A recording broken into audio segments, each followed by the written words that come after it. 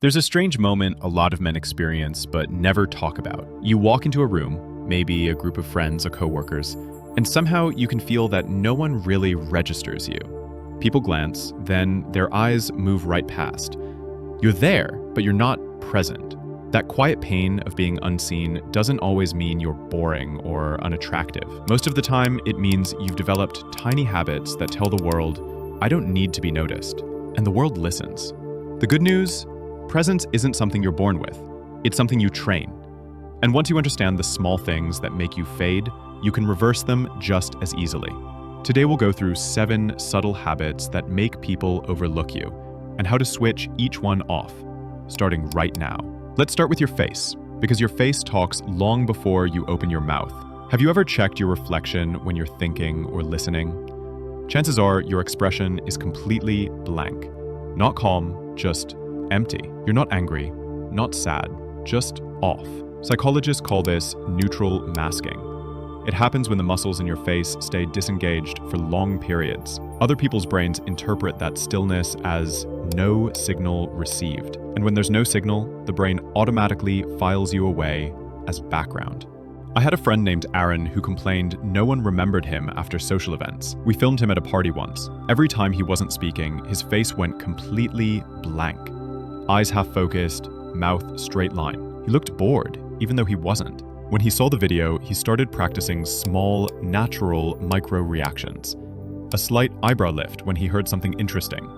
Soft smiles when someone finished speaking. Within a week, people started including him in conversations he used to get skipped over in. You don't need a fake smile. Just keep emotional connection alive in your face. Your expression is a living status signal. If it dies, your visibility dies with it. Mini exercise. Next time you're on a call or listening to someone, imagine you're watching a movie of their story. Let your face react the way it would if you were truly invested. That small effort tells people, I see you, and in return, they see you. The second invisible maker hides in your posture. Most of us shrink without noticing. Shoulders slightly forward, arms close, steps short and quick. Your body is always broadcasting. Closed posture says, I'm not confident in my space. Open posture says, I belong here. Neither requires words. People just feel it. A client I coached worked in tech. Brilliant guy, but during meetings, he'd tuck his legs, fold his arms, and tilt his head down while speaking. When I asked colleagues afterward what they thought of him, they said, he's nice, but kind of forgettable. We did one exercise. Before walking into any room, he would stop, inhale deeply, roll his shoulders back, and plant his feet evenly. Within 2 weeks, someone described him as the calmest guy in the office. Same man, different energy. Humans evolved to notice who takes up space. You don't need to dominate the room, just occupy it fully. Stand tall even when you're silent. Let your gestures be relaxed, not hidden. Presence is space plus stillness. Quick reset tip.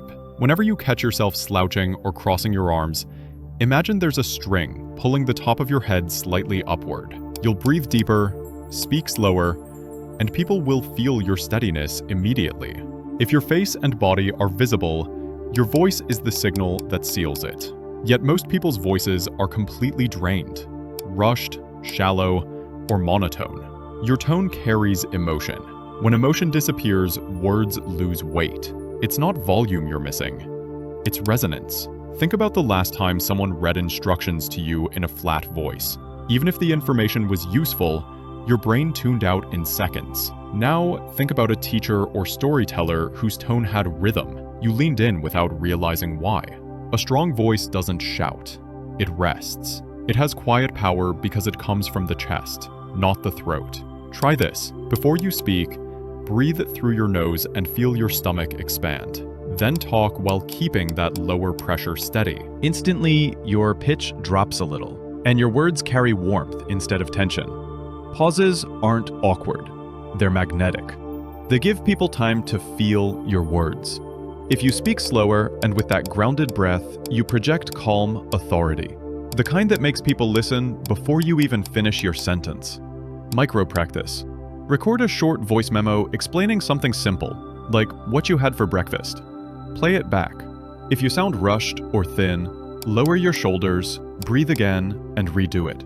When your own voice finally feels steady, that's the one others will remember. So far, you've seen how your face, body, and voice can quietly erase or amplify your presence. But those are just the external layers. In the next part, we'll go deeper into the internal habits that leak your energy, shrink your confidence, and make people's eyes slide right past you, even when you're trying your best. Let's talk about something that almost no one explains clearly: background energy.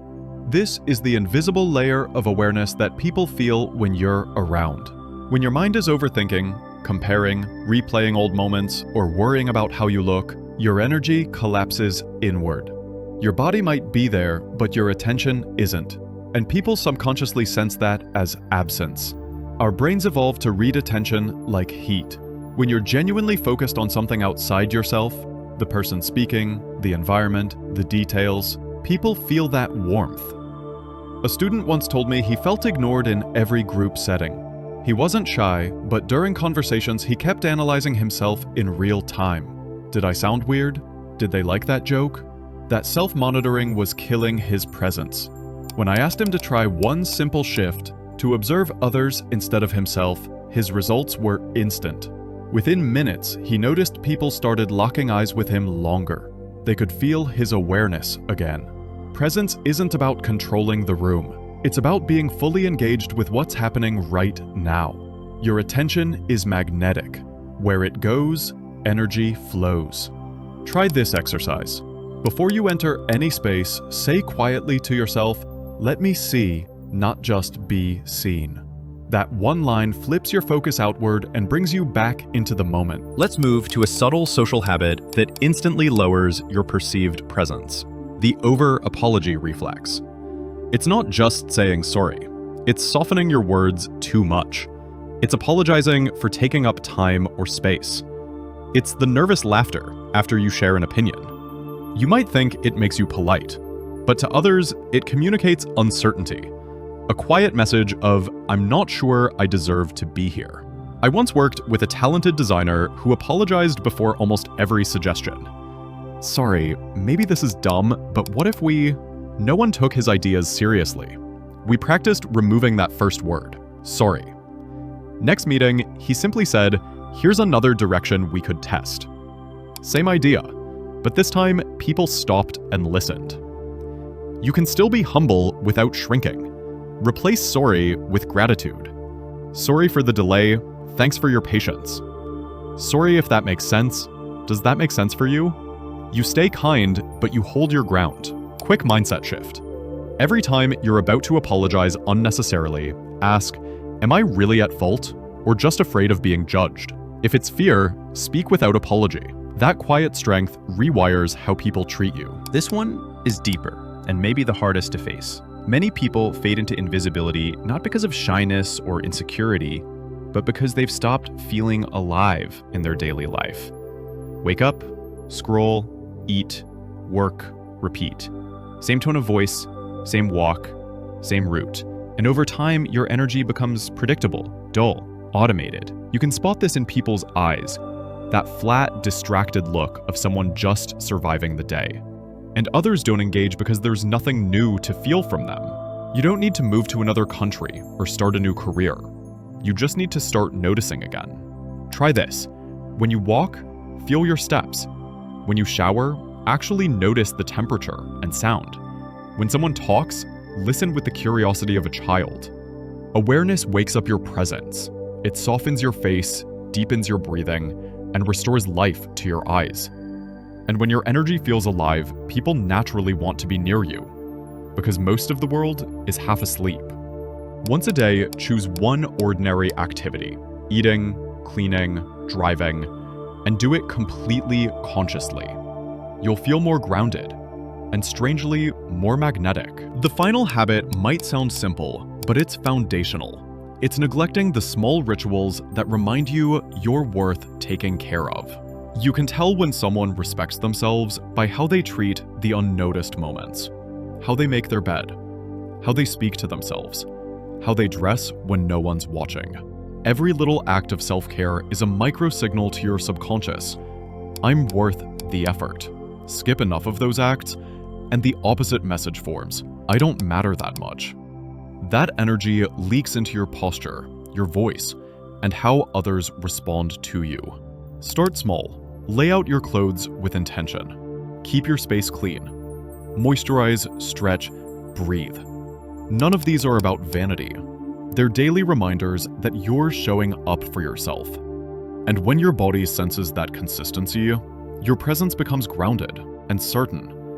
Not loud, but quietly undeniable. Here's the truth. You were never truly invisible. You were just sending signals that said, "Don't notice me." But those signals can be changed. Presence is built moment by moment, through your face, your posture, your tone, your awareness, and your small rituals. None of this is about pretending to be confident. It's about being awake, fully, in your own skin. When you stop hiding behind autopilot, when you stop apologizing for existing, when your attention moves outward again, people will notice you without even knowing why. And that's the most powerful kind of visibility. You won't need to shout. You'll just be felt. So start small. Pick one of these 7 habits today and break it consciously. You'll feel your presence return, and soon everyone else will feel it too. Because the moment you respect your own energy, the world has no choice but to notice.